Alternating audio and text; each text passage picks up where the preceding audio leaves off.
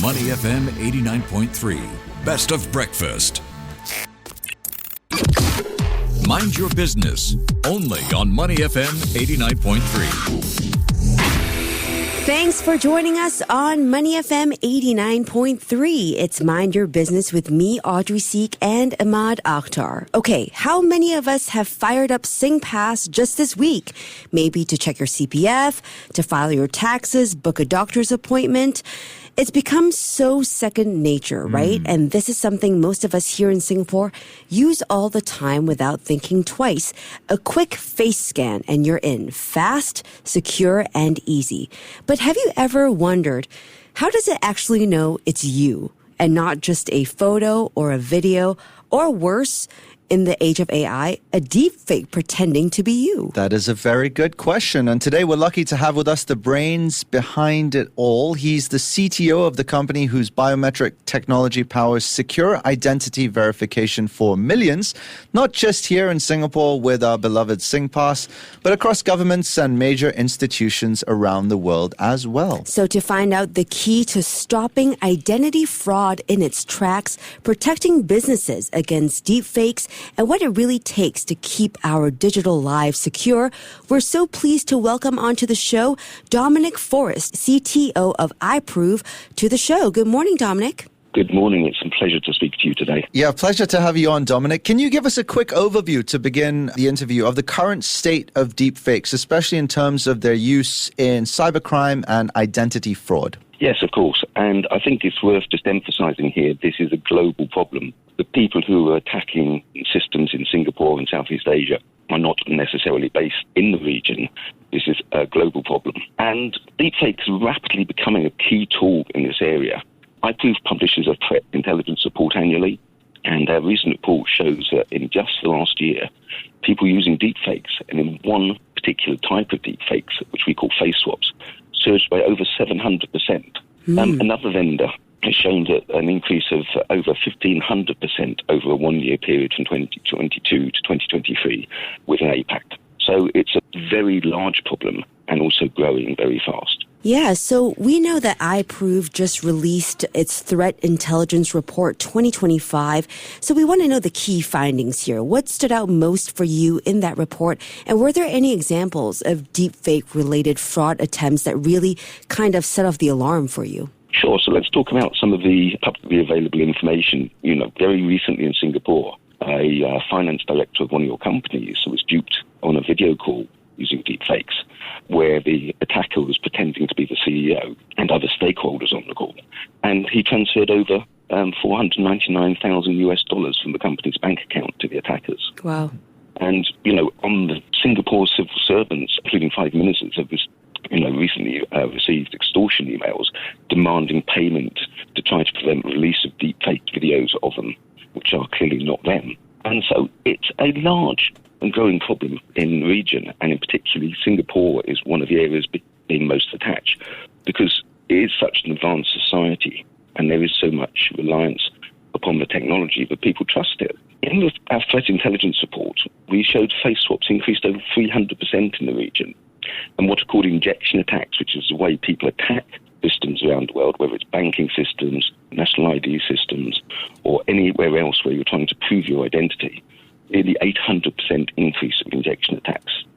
And I think the problem here is that it's been difficult for a long while for people to understand what is a deepfake and what is real. But it's become trivial now for people to create really good quality deepfakes. The number I think I find most stunning is 60% of people believe they can actually spot a deepfake. We've carried out a recent study and got people to try, and actually that showed that only 0.1%, so that's 1 in 1,000 people, oh my goodness, can correctly identify deepfakes. I'm not surprised by that because I've spent the last 10 plus years of my life looking at attacks on facial systems, and it's been quite a lot of years since I've been able to tell the difference. But really, it's the ease with which people can attack these systems now. We track over 100 tools which are just to do face swaps alone, which people can just download. The vast majority are free, and they can be up and running in a few minutes. And all you need to do the attack is a single image of the person. So you can go to a company website or LinkedIn or social media profile, get one image of a person, and have a complete completely realistic deepfake up and running. That's terrifying. And it's trivial to do now. Yeah, Dominic, for the reasons above, it explains why deepfakes are so challenging for companies and governments to protect their people and employees against. And no surprises then that ahead of a big moment in Singapore's history, our upcoming general election on May the 3rd, a new law banning fake or digitally altered online material that misrepresents candidates will be in place for the first time in Singapore, according to the Elections Department. Do you think laws like this will help to deter fraudsters, or will they just always be one step ahead of us? I think it's always going to be a thing where the technology, the attacks from the bad people can move faster than the law.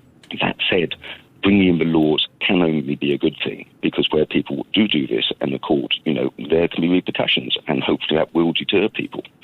The ability, though, to spot these deepfakes is really hard. And, one of the problems is that the more people see this information, the more they are likely to believe it. So if people see a video once, they sort of take notice of it. But when they see it from a different source on a different social media network a second, a third, and a fourth time, it's been demonstrated that people begin to believe that information more.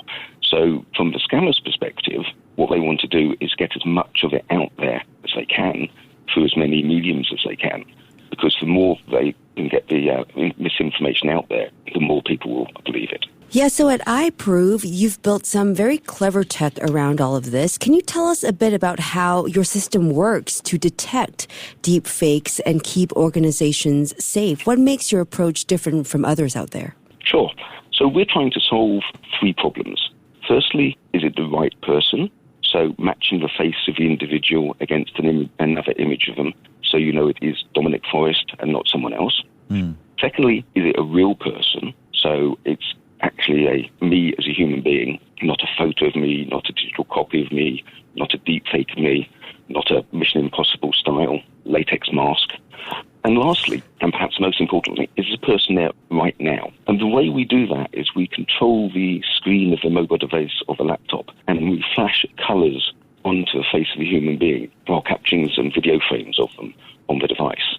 That colour sequence is unique to that transaction. So if you're using a system protected by iProov, every time you authenticate as a user, that flashing sequence of colours which you've seen will be different and never repeated. What that means is if the scammer, if a criminal has managed to perhaps compromise your handset or compromise your device, and they can get a copy of that video, it's useless. They can't reuse it at a later date and try to authenticate as you using it. And that's really important. We then look at how the light reflects off the user's face. And that really allows us to tell the difference between a human being and also to analyze those images using many, many machine learning networks and spot both the attacks, which might be, videos hold in front of a camera, but most importantly of all, to spot the deep fakes, can tell the difference between them and a real human being. And all we do is give that back that pass or fail. You've logged into applications such as Singpass using us, and you're let in, and occasionally it fails. Imagine you're the attacker, and you're trying to learn more about the system, you're trying to break it. You're not getting any feedback, you're simply getting that fail, fail, fail. You can try different things, and if you don't know if you're getting any closer to passing or further away from passing, and that's very much design. And that's really what allows us to keep the consumers safe, to keep our government customers safe, and keep citizens safe. Because we learn far more about the attackers than they attack us and what they're trying to do. They can never learn about us.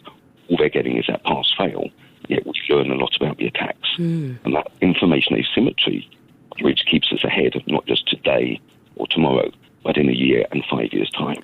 It keeps the identity system safe. Yeah, Dominic, curious to know what the feedback has been amongst the organizations that have used your service. Have they reported an ability to detect a higher percentage of deepfakes? Any challenges that they may have reported as well? I mean, just to share some statistics with you, we run national identity teams all around the world and have many, many organizations, corporate banks and other organizations around the world use our technology.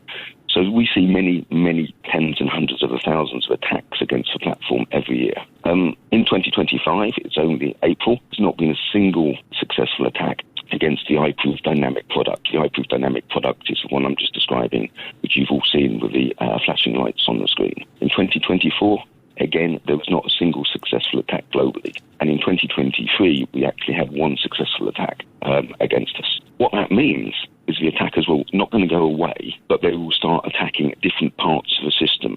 So whether that's trying to social engineer users, whether that's technical compromises to devices, they will continue to attack the face system, but they will always try to find a way around it. So, for example, if instead of using iProov to authenticate onto something, they have the ability to jump on a video call and deepfake themselves while talking to a real human being, then they'll try that instead, because it's far easier to fool a human being for deepfakes than it is for technology these days. Yeah, okay. And Dominic, before you go, we want to talk about Singpass. Of course, we have the pleasure of using this digital identity system here in Singapore, seen as one of the most advanced in the world, and iProov plays a key role in securing this. Can you tell us more about this partnership? Sure. It's difficult for me to talk specifically about individual customers. What I can say is, it's public knowledge that Singpass makes use of iProov, and we're delighted to have them as a customer. Singpass is absolutely one of the leading digital identity systems in the world and looked up to by many other nations. But, as I say, the attackers who are attacking, whether it's Singpass or our other customers, they come from all over the world. So this isn't just a Singapore issue. This is an issue where people will attack a bank in Brazil, then they might go and try to attack a bank in the United States, and then Europe, and then maybe in Australia. Even if their final target is, for example, a national identity scheme in the United Kingdom, or Australia, or Singpass here in Singapore. And what that means is that you have to join together these attacks. You have to understand what is going on to actually engage with the attackers. There are hundreds of forums on systems such as Telegram, on the dark web. People are exchanging information about how to attack digital identity schemes, how to break into your customer schemes, and how to con them. And this is an amazing information flow between the attackers. The governments of the world, the banks of the world, don't have that same connection with their peers abroad. And what we as iProov do for our threat intelligence function is we engage in these forums. We have personas in these forums which have been there for many years. And we see what the attackers are saying. We see the methods they are discussing. And if they're coming up with new ideas, we are aware of those. And what that allows us to do is to know not only what we see from the attacks against the system in real time, but also be party to the conversations from the attackers about how they're attacking these identity schemes. You have to have that information to be able to protect your customers. So iProov has the only biometric security operations center in the world. And what we're doing is studying the attacks against our platform around the world and understanding what the attackers are doing, talking in these forums to attackers and learning about it. And that's the information we can make use of to then replicate these attacks and build techniques which defends against them, which is why we're very proud to be a customer. I have Singpass as a customer and hope to remain so for many years. But this absolutely is taking information that is garnered from around the world and attacks around the world, not just here in Singapore. Yeah, a global issue indeed. And we've been talking about deep fakes, identity fraud, and how biometric tech like iProov is helping keep our digital lives secure as deepfakes are getting harder and harder to spot. Dominic, thank you so much for joining us on the show today. This has been such an eye-opening chat. It's been a pleasure. Thank you for your time. Yeah, thanks, Dominic. I know if I'm suspicious, I know who to give a call. Dominic Forrest is the CTO of iProov. Stay with Money FM 89.3. To listen to more great interviews, download our podcasts at audio.sg or download the audio app. That's AWEDIO, audio at the App Store and Google Play.